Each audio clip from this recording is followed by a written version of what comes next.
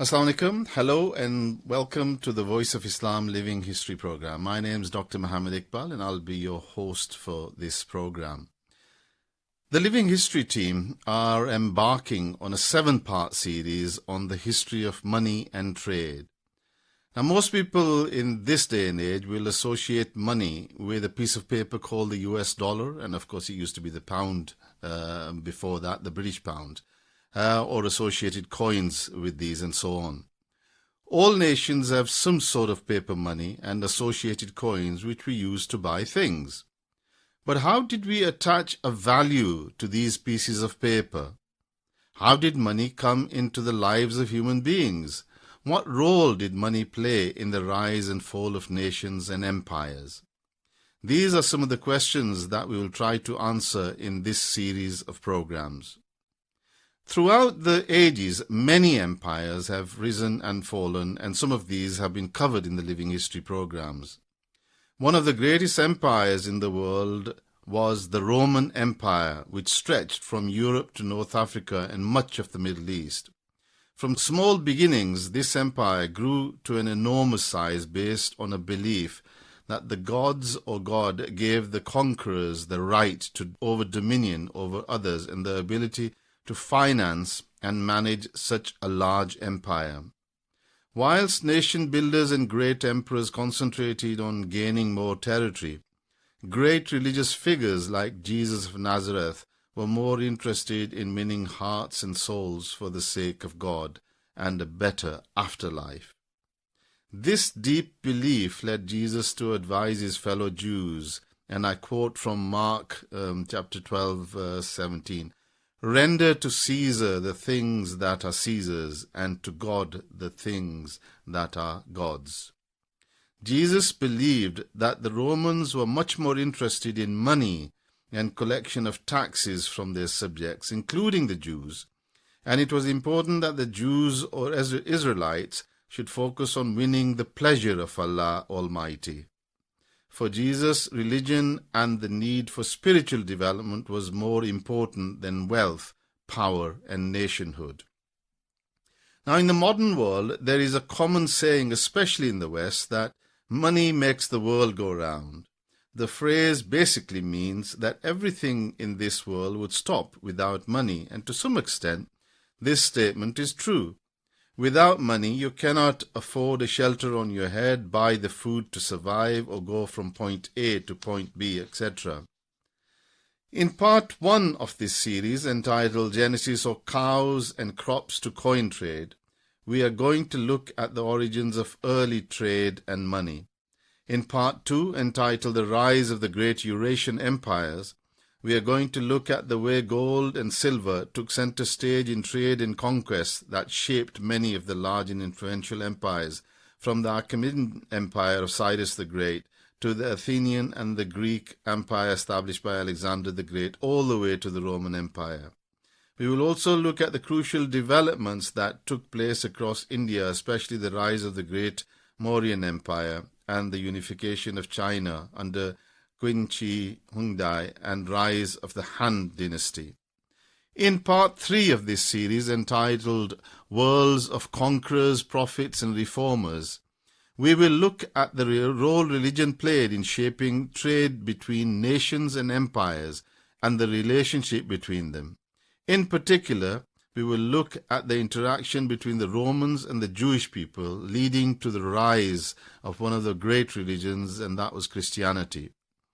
How did people deal with loyalty to God and loyalty to the emperor? We will also look at the impact of Islam on the world and what difference it made to the relationship between the ruler and the ruled. And in part 4 of this series, entitled Islam, A Bridge Between East and West, we will look at how the Muslims during the golden age of Islam picked up new ideas from India, China and the Greeks, and how they refined many of these and passed them on to Europe. And following the fragmentation of the Abbasid Empire, the Muslim world split into the Ottoman, Safavid and the Mughal empires, which we have covered in Living History before. And these empires acted as the bridges between the East and the West.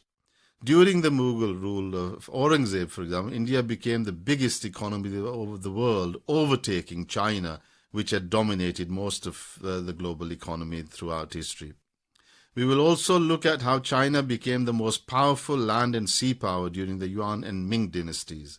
And then in part 5, we will look at the making of the European world. And in part 6, we will look at the clash between capitalism and communism coming up to fairly well the modern world. And then finally, in part 7, we will look at the making of a new world. And we will provide a summary description of these programs as we move on. So in part 1, which is today's program of the series entitled Genesis, Cows and Crops to Coin Trade, we are going to look at the origins of early trade in money, and I'm joined by my panelist, Professor Amir Sharif from the University of Bradford. Amir, welcome. And also by Yusuf Aftab, who is our regular panelist as well, to explore this fascinating subject. So Yusuf, just take us through a little bit of what we mean by money and its early origins and thoughts. Yeah, absolutely. We probably don't see it in the same way, shape or form as it coexisted before from human history. So we'll look at the development of the trade and invention of money, how it took place from the beginning of written history, and consequently any story we are trying to tell here of how money first developed is mostly based on conjecture and logical inference. So even in our modern world, there are remote tribes that have a lifestyle that was seen many thousand years ago, and they trade goods which they either hunt or grow locally. As recent as the 17th and early 18th centuries, American colonists used beaver pelts and dried corn in transactions. In Canada, where the Hudson's Bay Company and other fur trading companies controlled most of the country, fur traders quickly realized that gold and silver were of no interest to the First Nations, the native Indians of North America.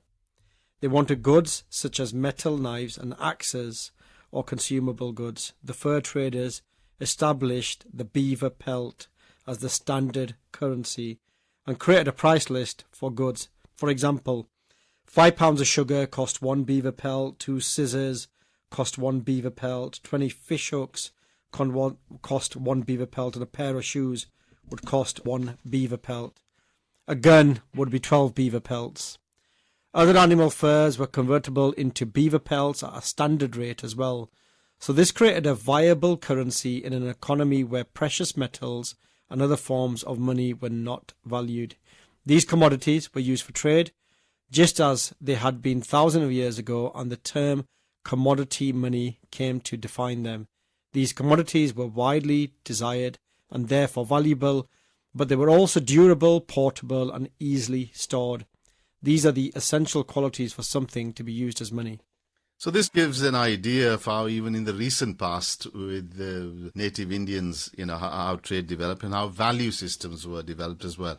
But starting our journey, I suppose, from the beginning, the journey of modern man or Homo sapiens has been a long one, as we have seen in many of the programs covered by the Living History programs. Tribes of Homo sapiens spent thousands of years as hunter-gatherers, and a stage came when many made a transition to sedentary life. The Neolithic Age, or the New Stone Age that we talk about, which is about 10,000 BCE to 3000 BCE, saw a major breakthrough in human development with the introduction of crop cultivation and animal husbandry. As foraging gave way to farming, nomadism gave way to sedentary life in villages. The range of human interaction widened from the clan or tribe to the village and to the politics and trade between villages.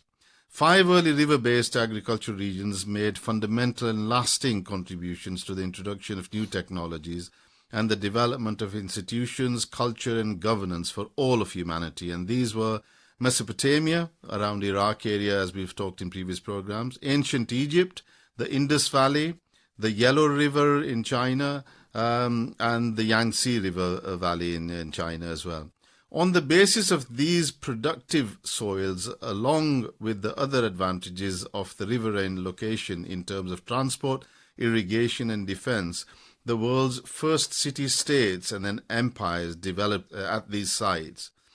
So from around 11,500 years ago, the 8 Neolithic founder crops, emmer and acorn, wheat, hulled barley, peas, lentils, bitter vetch, chickpeas and flax were cultivated in the Levant, that's around Syria, Lebanon, all that sort of area. Again, the Fertile Crescent area, as we call it.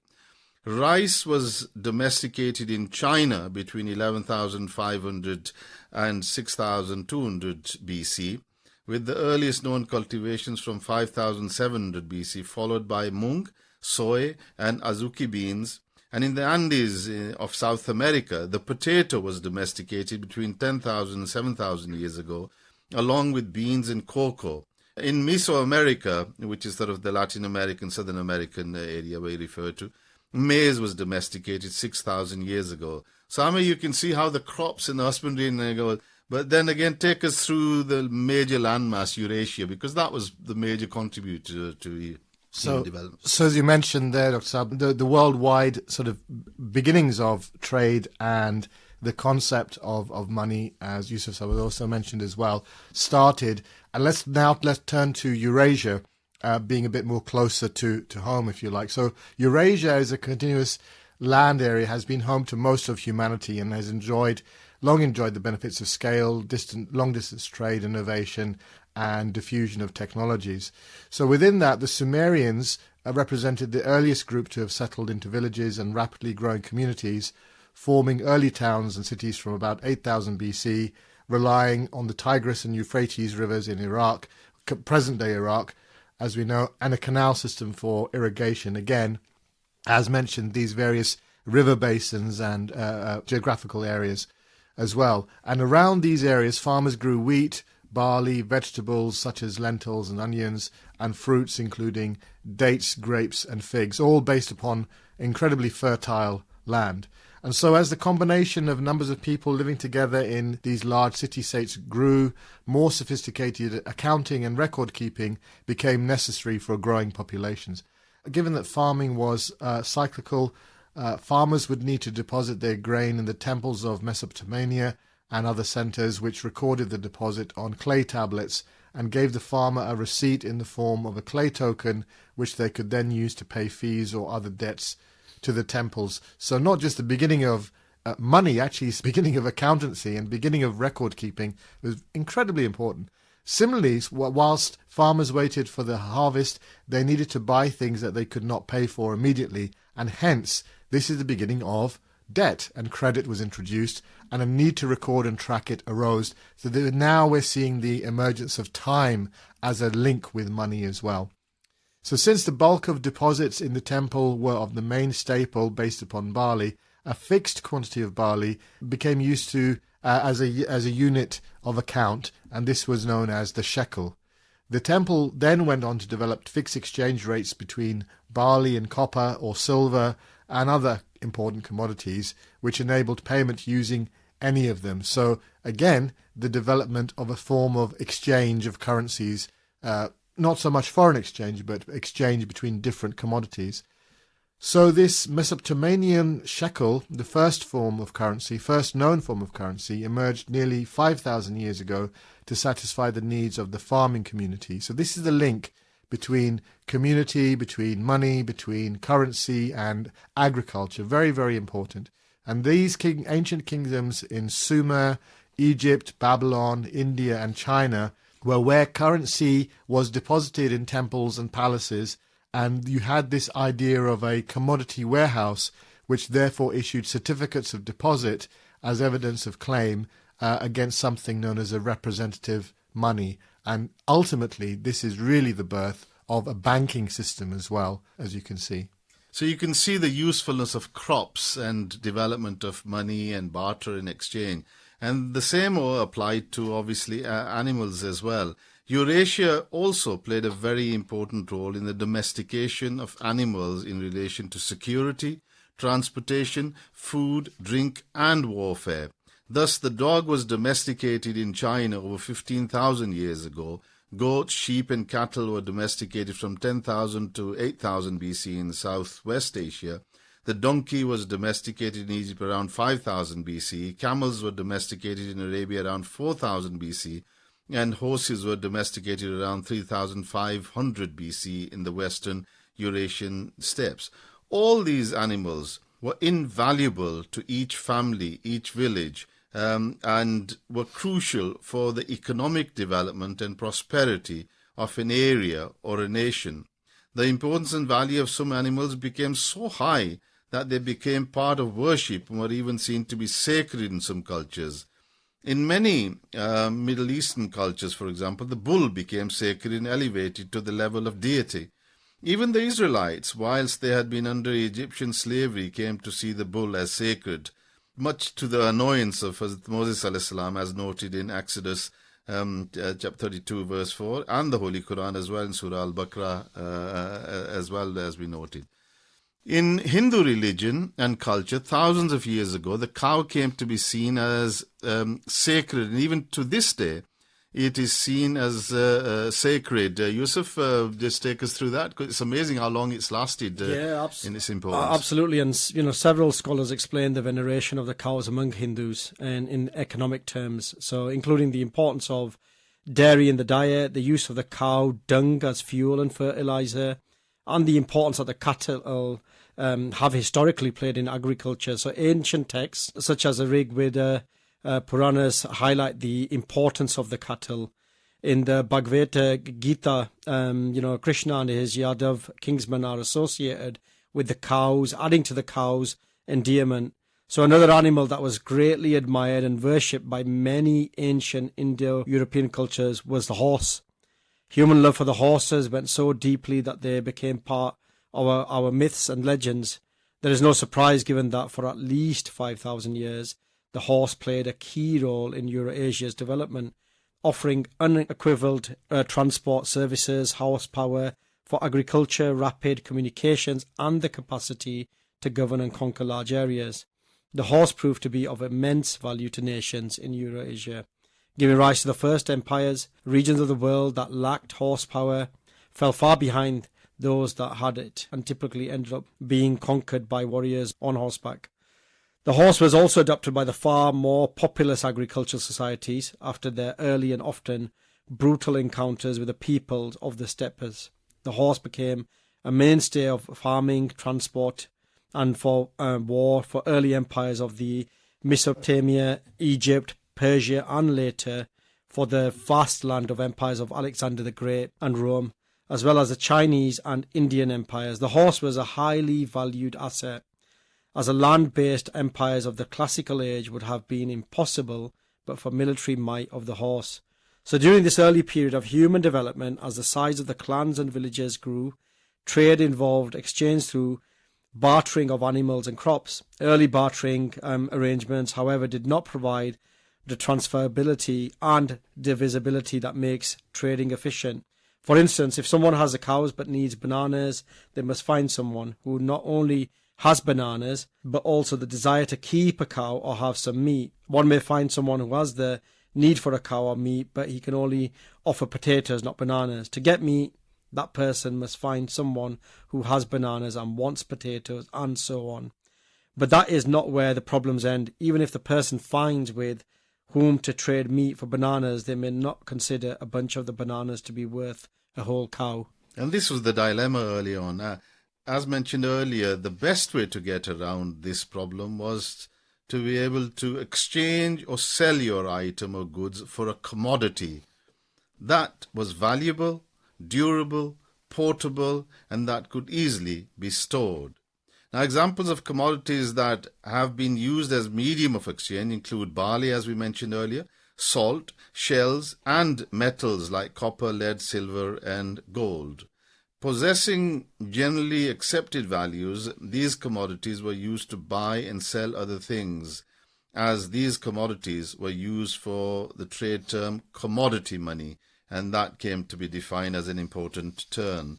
So let's move now to money in the Bronze and Iron Age, because that was such an important stage. The Neolithic Age gave way to the Metal Age generally, and there we talk about the Bronze and Iron Ages as well.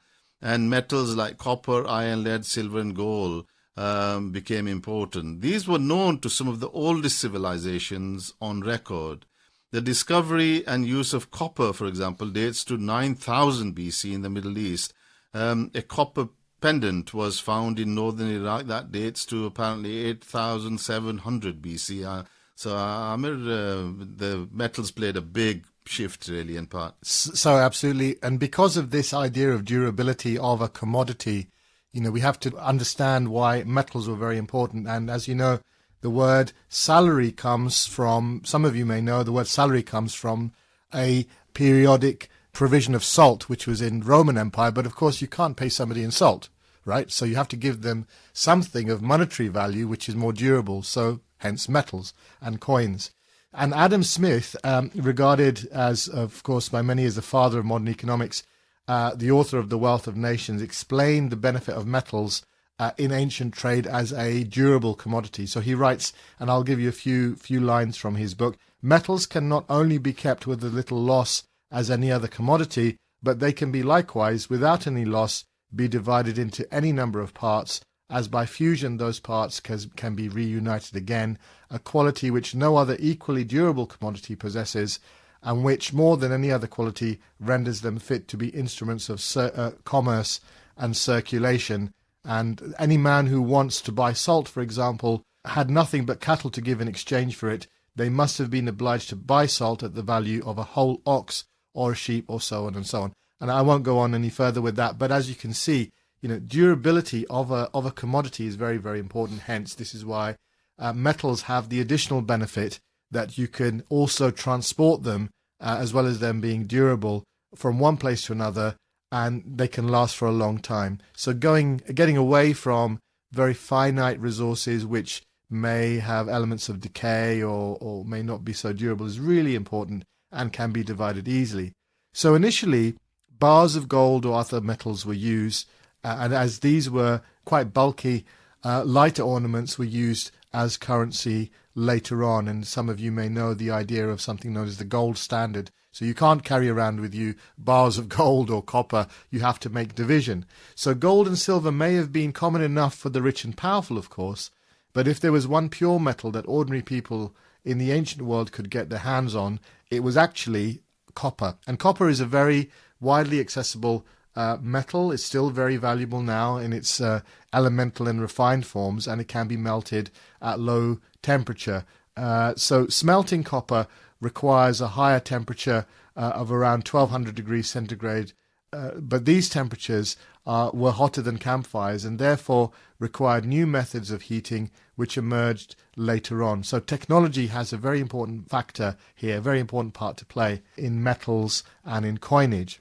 So with copper being soft and malleable, it's an ideal material. It was an ideal material to manufacture in terms of decorative luxury goods. And so the Copper Age began, which was around about 4000 BCE in the Common Era.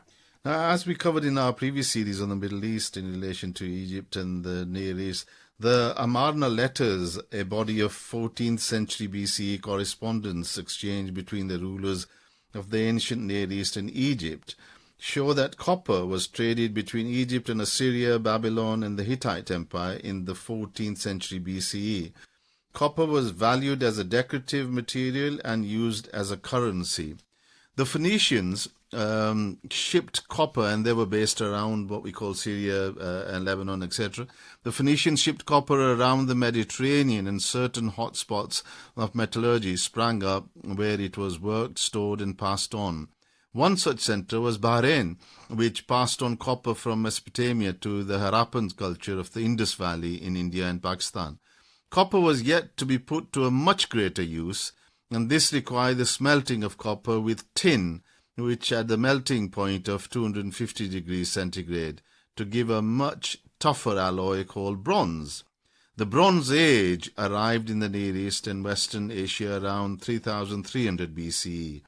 And the Bronze Age period lasted from 3300 BCE to around 1200 BCE, and is the second principal period of the three ages of human development, which are the Stone Age, the Bronze Age, and the Iron Age.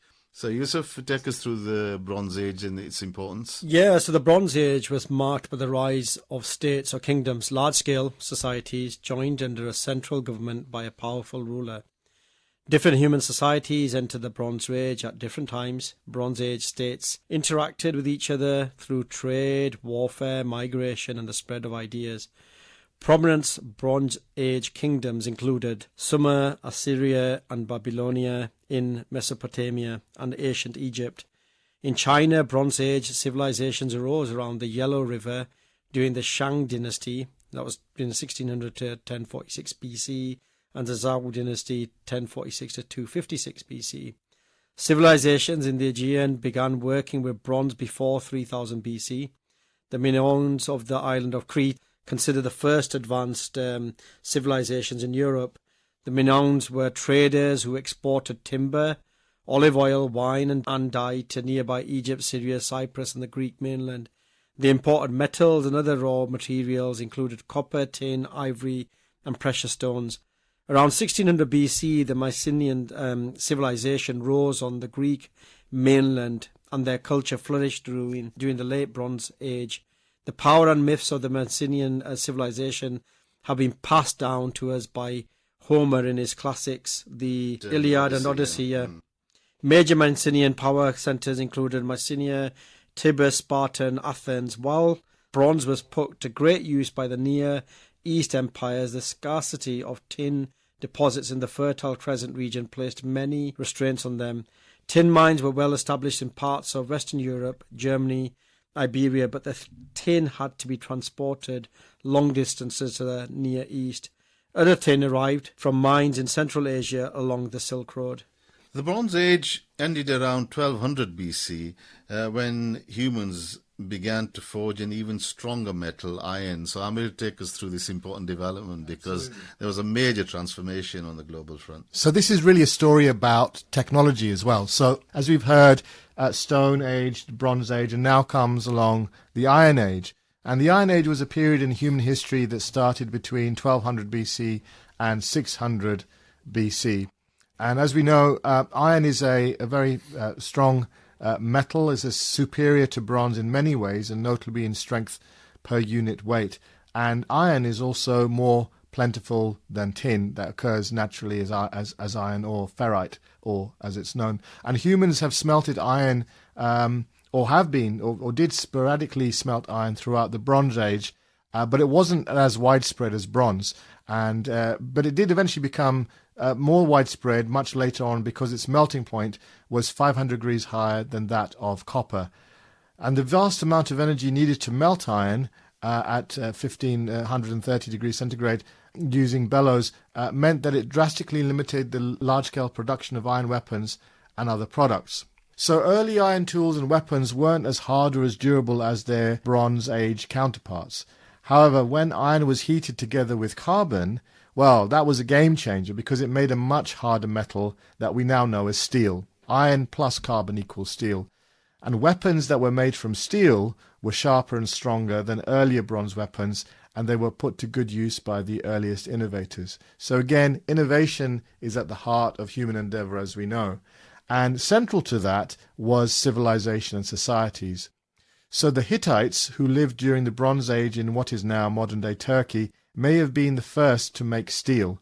However, it was the Persians that rose to become the greatest power of the early Iron Age, and they were really foremost in arming themselves with steel weapons, tough metal, which was even now, as well as at that time, with the ability to fight on horseback. The Persians rapidly conquered the Middle Eastern empires. So again, combination of technology, of metals, of even animals, horses, that connection with horses didn't go away. The Persians may have been the first civilization, therefore, to develop an armored cavalry in which horses and riders were completely covered in steel armor.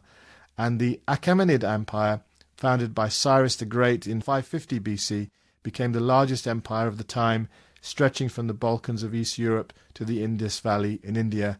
And in previous VOI, Voice of Islam, history programs, we've covered some of these elements, where we've also found, and we can make the link now, so if you have plentiful deposits of iron and you have a technique for making weapons from it, all you need to do is to cut off the roots to the tin deposits of your neighbors who rely on bronze, and hey presto, you become the dominant power. That's history, right? Yeah, this is probably a good place to stop, because then we move on to the value of precious metals, gold, silver, etc. But I think it gives listeners a feel for how important the metals in both currency and in terms of power projection they were. So do give us your feedback on our programs. Our Twitter handle is @VILivingHistory, and do visit our website as well, www.voiceofislam.co.uk, and look at SoundCloud programs under Living History. We'll see you shortly, inshallah. Assalamu alaikum, and welcome back to the second part of this series on the role of crops and animals leading to coins. In the first part of this program, we talked about this sort of migration from, using crops, animals that were valuable, that attached sort of exchange for money and trade, etc., moving on to the metals and the Copper Age, the Bronze Age, and then Iron Age with production of steel, and the power really that was given in particular to the Accommended Empire of Cyrus the Great, and prior to that the Hittites. So whilst metals like copper and iron were quite widely available and particularly useful in developing weapons and decorative items, it was silver and gold that came to hold great value in the eyes of most cultures. Although gold was relatively rare, silver was widely available, and it had much greater value and aesthetic appeal than copper in many ancient cultures, where it was used to make jewelry, tableware, figurines, and ritual objects. Rough-cut pieces known as hacksilver could also be used widely in trade or to store large quantities of wealth. Easily mined, workable, reusable, and brilliantly shiny silver was one of the few truly international commodities which both connected and divided the ancient world. So, Yusuf, take us through the great use of silver. Yeah, in Mesopotamia, silver was used from the 4th millennium BCE. With no deposits in the area, silver was imported from Anatolia, Armenia, and Iran. Cities like Ugarit, Sumer, and Babylon used silver as a standard value measure, with workers, for example, being paid in a specific weight of silver or its equivalent value in cereals. The Egyptians also valued silver, and whilst they had plentiful supply of local gold, they had very limited indigenous sources of silver, so much of it had to be acquired through trade. In ancient Egypt, silver was much closer in value to gold compared to ancient cultures, though we may not think of that now in terms of the value of gold. 1 to 2 instead of the more typical 1 in 13. There were periods when it was considered even more valuable. From all the metals available to the Sumerians of Mesopotamia, the most useful commodity to satisfy all the functions of money was silver. Shortly after they developed writing, 3300 BC, the Sumerians recorded the use of silver as the standard value 3100 to 2500 BC, along with barley. Sometime before 2500 BC, the silver shekel became their standard currency, with tablets recording the price of timber, grains, salaries, slaves, etc. in shekels. So long before coins came along, silver in the form of ingots and rough-cut pieces was a common method of payment for traders and states alike. This latter form, known as hack silver or hack silber, was also used as a method to store wealth. This form of silver was weighed each time a transaction was made, which often resulted in pieces being cut again and again to meet the exact weight required, and as a result the pieces became even smaller. The practice was common in the Near East, Egypt, and the ancient Western Mediterranean up to the 4th century BCE, when coinage largely replaced it. Hack silver and silver ingots of no particular standardized weight were used in ancient India from the 8th to the 7th century BCE. Small bent bars, and typical and judging by their differing weights, smaller pieces were probably cut from them before coinage became common. Whilst in our programs we talk a lot about the Egyptians and the Babylonians and the Persians as well, the Phoenicians, who inhabited the sort of area around the Levant, again Lebanon, Syria, etc., were perhaps the greatest traders of them all of that time.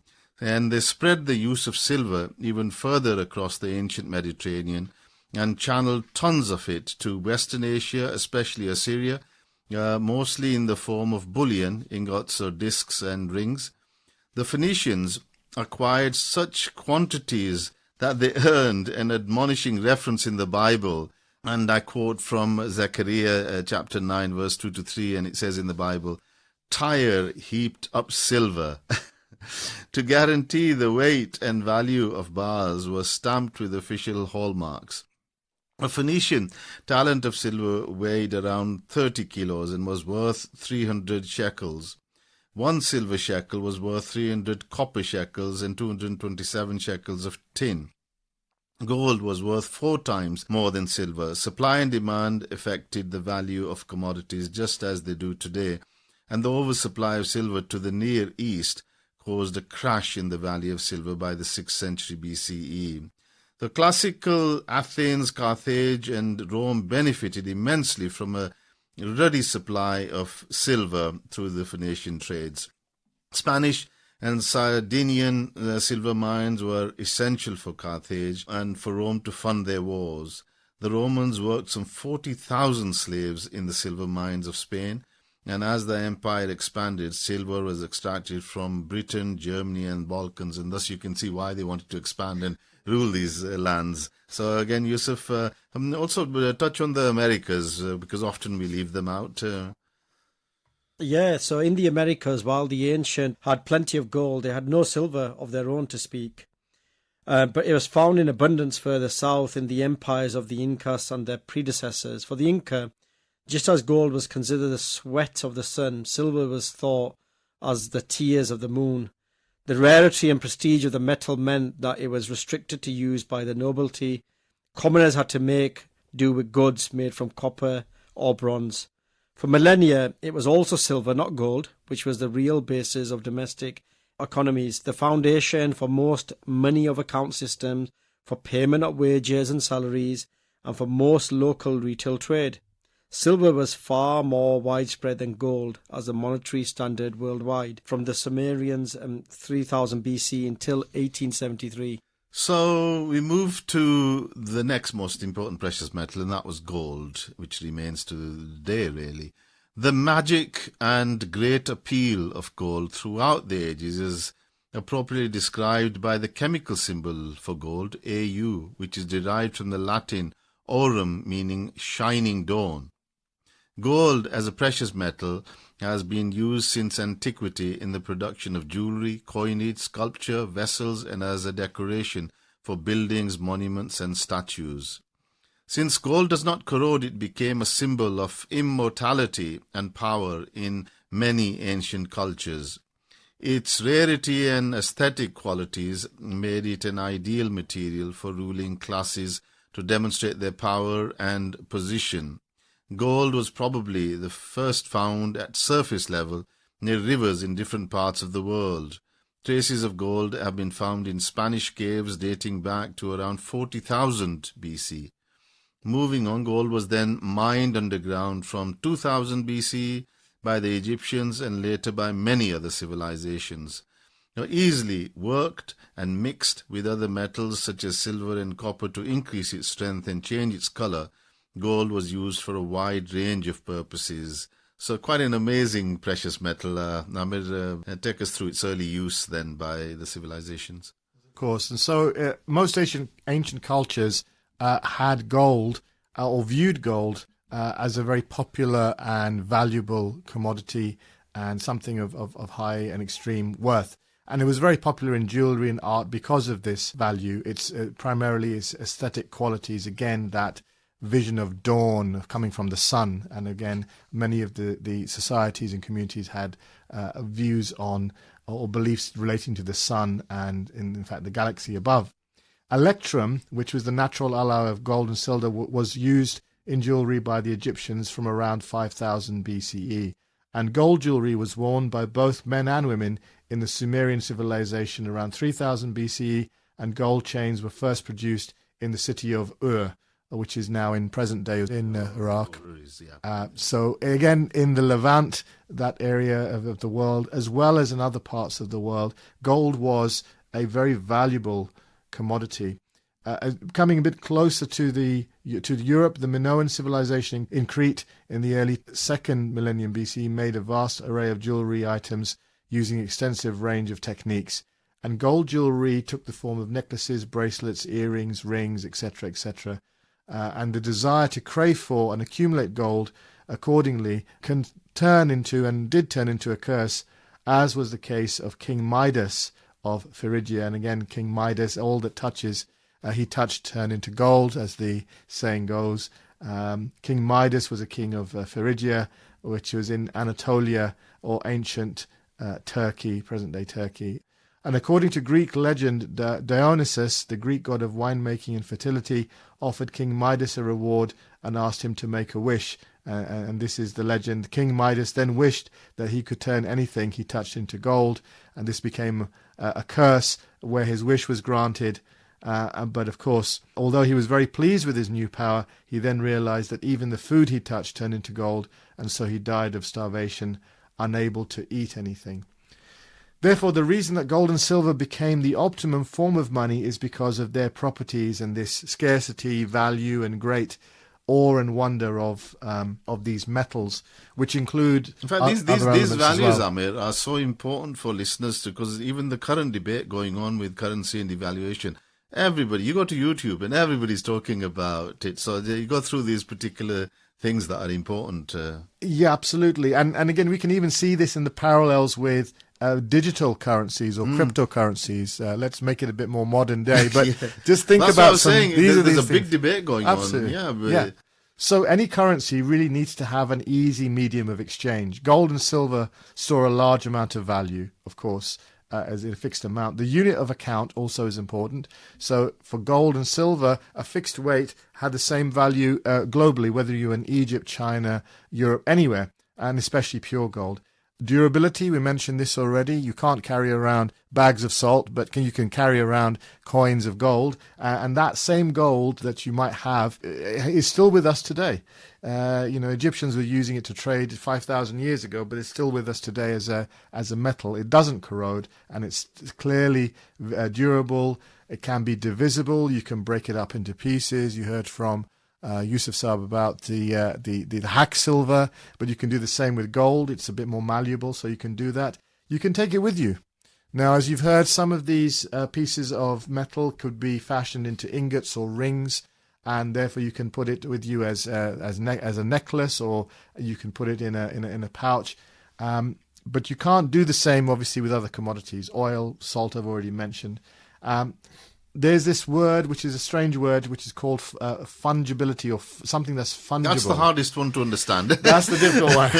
So let me explain that. So pure gold and silver are the same wherever you find it on the planet. And this is what fungible, something that is fungible, means. It's the same, it's ubiquitous, it can easily be seen and found and obtained. That's what fungible means. That's really important for a currency and to support trade, rather. And the final thing is the storage of value. Now, if you have something like gold and silver, they are limited in quantity. They are precious. This is why we call them precious metals. So governments cannot make or print gold as you can do with what is called as the fiat currencies, such as the dollar, the pound, euro even. And so, therefore, even now, these precious metals, because of their limited quantity, are very precious, and therefore their store of value still remains. So even though gold and silver had been around for many thousands of years early on for human civilization, the pieces of gold and silver that ancient civilizations were using were odd sizes and weights, and often odd purities. These pieces were not interchangeable because of this variation in size and shape and etc., where each piece or unit was same as the next. This meant that nothing really had a set price up to this point. Fixed price coins had not been introduced yet, thus making trade quite difficult. It was still a guessing game when it came to the exchange of particular items. Trading with odd-shaped metal ornaments made of copper or silver proved to be restrictive, and even the bars of silver or gold were difficult to carry from one destination to another. Most historians agree that it was around 600 BCE that gold and silver were melted into what we call coins of equal weight and size in Lydia, a region in western Anatolia or Asia Minor, which, as Amir mentioned, was part of modern-day Turkey. Although there are some claims that China may have developed coins of copper as early as 900 BCE, this is yet to be acknowledged by the wider groups of researchers and historians. It is believed that the various kingdoms of India also started using coins by the 5th century BCE. So the first coins then were made of electrum, a naturally occurring alloy of gold and silver. These coins were issued by King Eliates of Lydia, who died in 560 BCE, for which reason this king is sometimes mentioned as the originator of coinage. They were stamped with a design by the state as a mark of their authenticity and weight. These were lighter and rounded and much easier to carry. However, the first pure gold coins with stamped images are credited to the successor of Eliates, King Croesus of Lydia, who was 560 to 546 BCE, and a contemporary gold refinery has been excavated at the capital Sardis to confirm this. So coins were also introduced to India, China, and the Mediterranean shortly afterwards. The Mycenaean civilization, the old Greeks, also widely used gold coins, as did the later Greek and Roman empires, although silver was the more usual material used because of its wider availability. The development of coins made them interchangeable, an important factor as we mentioned earlier, and at that point they became very useful as a unit of account and measurement. You could price a good or a service based on a number of gold or silver coins. Most importantly, it was always the same for anybody who came for that good or service. With the introduction of gold coins and other precious metals, Lydia's King Croesus had amassed a large amount of wealth through trade and discovery of gold and silver deposits. In Greek and Persian cultures, the name of Croesus became synonymous for a wealthy man. Unfortunately, Croesus miscalculated his power and made the mistake of going on the offensive against one of the greatest kings of all time, the Persian king Cyrus, who founded the Accommended Empire in 539 BC. Croesus was defeated and Cyrus took control of Lydia and, of course, all the coins that were there. Yusuf, again, take us through this period with Cyrus as well. Yeah, so Cyrus the Great is regarded as one of the most influential figures in history, an enlightened ruler and a brilliant general. Created the largest empire known to man at that time, Cyrus was magnanimous toward captured enemies and freed peoples, and is most famous for freeing the Jews held at Babylon and allowing them to return to Jerusalem. According to Jewish tradition, Cyrus also gave back to the Jews the artifacts that Nebuchadnezzar looted from their temple. Nebuchadnezzar had looted from their temple. Moreover, he gave the Jews permission to rebuild sacred temple in Jerusalem and provided funds for its reconstruction. The Persians, for obvious reasons, revered Cyrus the Great and referred to him as the father of the nation. The conquered Babylonians called him the liberator, and even the Greeks called him the lawgiver. The Bible called him the anointed of the Lord for his role in getting the Jews released from the captivity in Babylon. The great chronicler Xenophon, looking back from a distance of several generations, wrote, quote, Cyrus did indeed eclipse all other monarchs before or since. The Persians ruled with a light touch compared to many previous conquerors, ensuring freedom of religion. The conquered people were allowed to keep their kings and elites as long as they pledged allegiance to the Persian king and paid their taxes, which is why the Persian king was known as a king of kings. So Amir, again, this was such an important phase in terms of the spread of coinage and use, but clearly Lydia was not able to share its wealth. It was Cyrus and his empire that used the coins to great advantage. Absolutely. So again, here this is the learning we get from history. So with the conquest of Lydia and the adoption of Lydian coinage, the nascent Accommended Empire obtained access to the most modern coinage of its time and the economic power that goes with it.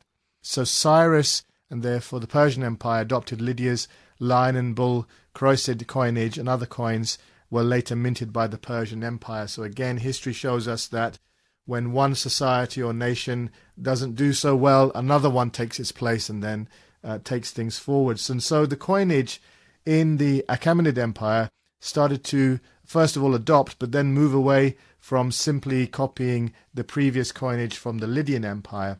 And this introduced changes with the reign of Darius I, who ruled between 522 and 486 BC, where under Darius the minting of Croisids in Sardis was progressively replaced by the minting of darics and sigloi. These are types of coin with the image of the Persian king in place of the lion and the bull design. So we're starting to see now the development of coinage based upon authority, sovereignty. This is where the idea of sovereignty comes from. And the gold used in the Daric terms became an international currency which was found throughout the ancient world, and the circulation, therefore, of the silver sigloi, or the coinage, or that was called sigloi, remained very much limited to Asia Minor, where the rate of exchange was 1 daric to 20 siglos. So, amazing story, really, of sort of transition and how, because the Persian Empire became one of the biggest empires of time, but to make that happen, it was the gold and the coinage and exchange and trade and everything, so important. So the Achaemenid Empire is remembered for imposing a successful model of centralized bureaucratic administration where the use of satraps, or viceroys, ruling on behalf of the king. Other notable features for which it was known included its multicultural policy, building infrastructure such as road systems and a postal system, the use of an official language across its territories, and the development of civil services, including its possessions of large professional army. Slavery was forbidden according to the straight religion Zoroastrianism, and it was unheard of in the Persian Empire, which is amazing because most ancient empires ran on slavery, which is something we'll come to later on. The empire's successes inspired the usage of similar systems in later empires. So, Yusuf? Yeah, under the Achaemenids, trade was extensive, and there was efficient infrastructure that facilitated the exchange of commodities. In the far reaches of the empire, tariffs on trade, along with agriculture and tribute, were major sources of revenue for the empire. Darius also introduced a regulated and sustainable tax system that was precisely tailored to each satrapy based on their supposed productivity and their economic potential. For instance, Babylon was assessed for the highest amount and for a startling mixture of commodities, 1,000 silver talents, 4 months' supply of food for the army. India was clearly already fabled for its gold. Egypt was known for the wealth of its crops. It was to be the granary of the Persian Empire, as latter of Rome's, and was required to provide 120,000 measures of grain in addition to 700 talents of silver. It's a great legacy, Amir, from the Achaemenid Empire, with all these roads and connections. And even to this day, even in the United States, people go on about how great that system and that king in particular, Cyrus, was. So just tell us a little bit more before coming to the conclusion of the program. So if you have trade and if you have a means of identifying value, your society is going to grow. And this is the exact example that we've got here. So these satrapies or vice-regent controlled areas were very, very powerful, as you can see, because they were backed by trade. And this is now part of our modern world. And these satrapies were linked by transport route. They were linked by a 2,500 kilometer highway, which was one of the most impressive stretches of road in the ancient world. And this was known as the Royal Road, which stretched from Susa to Sardis, and it was built under command of Darius I, one of the great Persian emperors. And because of this transport network, it featured stations and caravanserais at specific intervals which supported trade along that route. And the relays of mounted couriers could reach the remotest of areas within 15 days. Very, very efficient trade route, very efficient transport communication route. Herodotus a Greek historian, observes that there is nothing in the world that travels faster than these Persian couriers. Neither snow, nor rain, nor heat, nor gloom of night stays these courageous couriers from the swift completion of their appointed rounds, all because of transport, all because of, effectively, money and trade which was supporting it. And another highway of commerce was the great Khorasan road, an informal mercantile route that originated in the fertile lowlands of Mesopotamia and snaked through the Zagros highlands, through the Iranian plateau, Afghanistan, and so on and so forth, encompassing Samarkand, Merv, Ferghana. And this route was greatly rehabilitated and formalized during the Abbasid Caliphate, during which it developed into a major component of what we now understand to be the Silk Road. So I think, in summary then for this program, real money, for as long as mankind can remember, has always been linked to gold and silver. The reasons why gold and silver became a store of value, especially gold, is because their availability was and is limited. They were relatively scarce. On the other hand, the supply of copper was much more plentiful. With the introduction of coinage, money soon became an instrument of political control. Taxes could easily be extracted to support the elite, to fund public projects, and to raise large armies to fight wars. Political leaders could control the production of coins from mining, smelting, melting, as well as their circulation and use. Not very different to the current day and age. And yet, these empires of antiquity merely set the stage for even larger and more impressive empires that would arise across the world, as we will discuss in part 2. So hopefully listeners have found this introduction valuable, interesting.